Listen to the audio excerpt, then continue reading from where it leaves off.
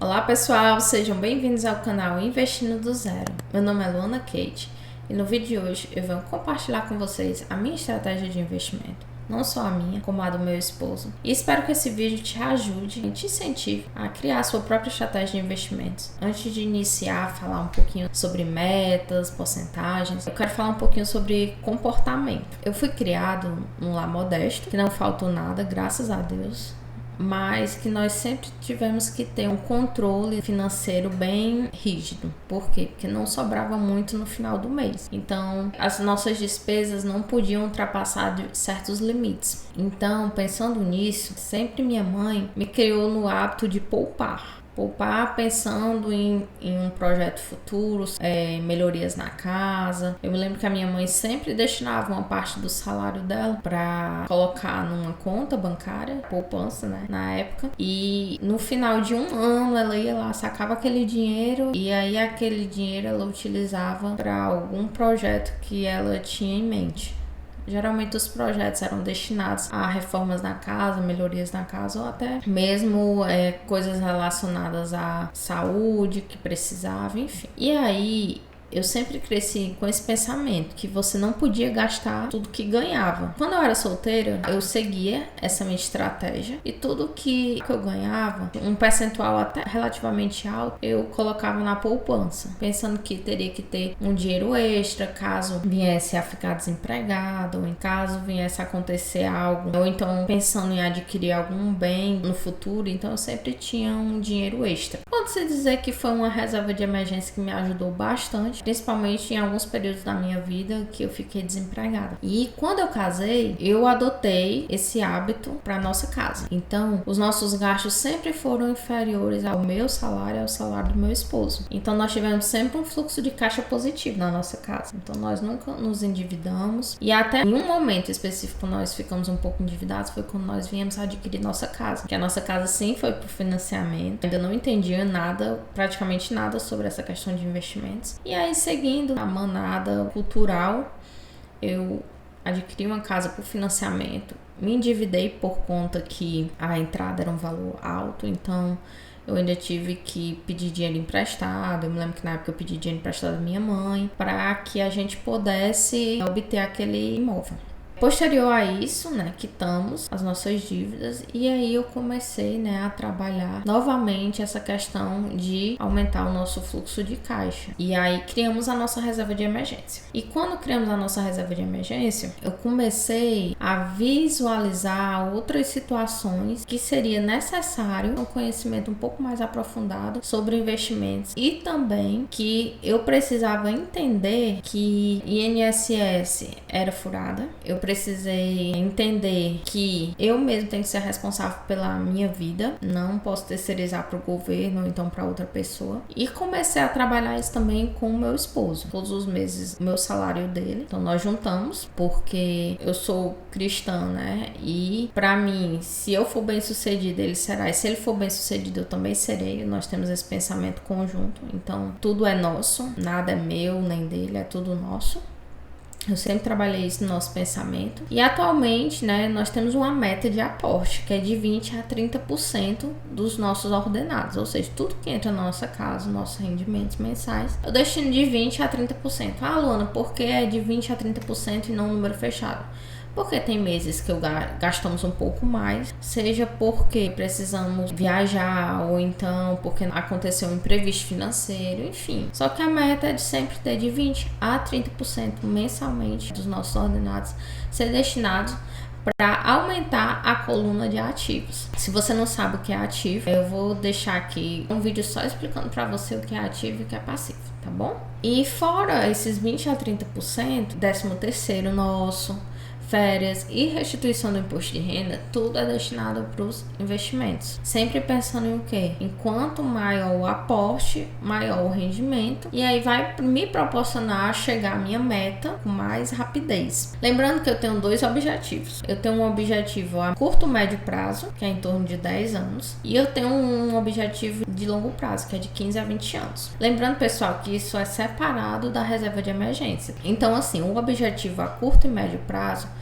Geralmente eu invisto no Tesouro e no CDI, sempre rendendo a mais do que a inflação, com o objetivo de aumentar patrimônio e futuramente, quando esse título se vencer e haver o resgate do valor, eu adquirir um bem ou então até usar para o reinvestimento. Isso eu ainda vou definir mais na frente, porque também ainda falta um tempinho bom. E eu tenho um segundo objetivo, que é o longo prazo, que é pensando na aposentadoria. Por quê? Lembra que eu falei que INSS era furada, que eu deveria ser a responsável pela minha própria sorte, enfim. Então, quando eu percebi isso, eu entendi que eu deveria começar a procurar outras formas de investimento, além da renda fixa, né? Porque Tesouro e CDI é renda fixa. Foi quando eu descobri o mundo das ações, dos fundos imobiliários, dos ETFs, das ações do exterior. E aí eu me encantei com isso e comecei a investir nessa classe de ativos. E aí, como é que eu fiz essa seleção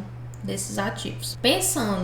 Tracei uma meta de me aposentar daqui a 20 anos, recebendo X mensal de renda passiva, ou seja, aquela rendinha que acordei de manhã, cai na minha conta sem precisar de nenhum esforço, não precisar trabalhar. Determinei um valor, fiz as projeções de quanto é que eu teria que aportar mensalmente, e aí com base nisso eu comecei a escolha de bons ativos. Ou seja, boas ações, ações pagadoras de dividendos, empresas sólidas que pagavam dividendos. Ou seja, a empresa distribui uma parte dos seus lucros para os seus acionistas.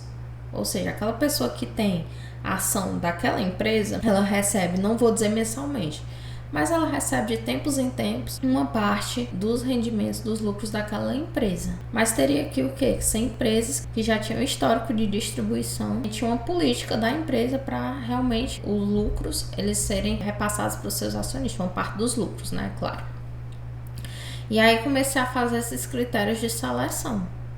Eu me lembro que eu montei uma planilhazinha no Excel e aí teve uma aba que eu coloquei que era um questionário. Eu mesmo formulei esse questionário e no final eu dava um parâmetro. Tanto se aquela ação, aquele fundo imobiliário, ele preenchesse aquele percentual de pontuação, eu iria estudar, ver se eu iria colocar na minha carteira de investimentos. Caso aquele ativo ele não cumprisse os requisitos mínimos desse meu questionário, então ele já seria deixado um pouco de lado. É claro que quando eu vi que tinha ações, fundos imobiliários que tinham um grande potencial de crescimento, eu investia, mas sempre um ou dois ativos, sempre com foco mesmo em empresas sólidas. E era um percentual muito baixo que compõe a minha carteira. Cada ativo é um percentual muito baixo que, caso acontecesse algum problema, eu não iria sofrer baixos, porque cada ativo representa um percentual muito baixo na minha carteira.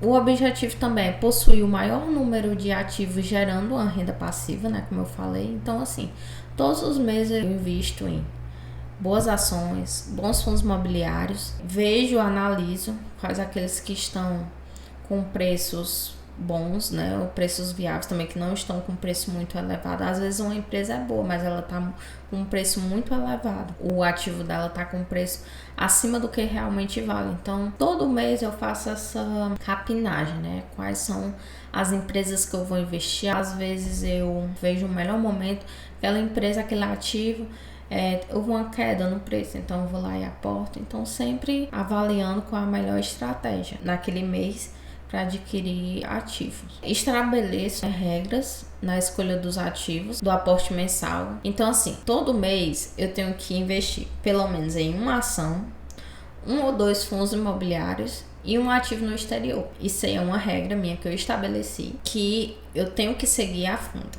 né? Então, todo mês eu tenho que investir em uma ação de algum setor que eu observo qual é aquela que está num preço viável, não está acima do preço teto. Invisto em um ou dois ativos que estão abaixo do PVP, dando sempre preferência a fundos de tijolos. E também eu tenho que investir no exterior. Por quê?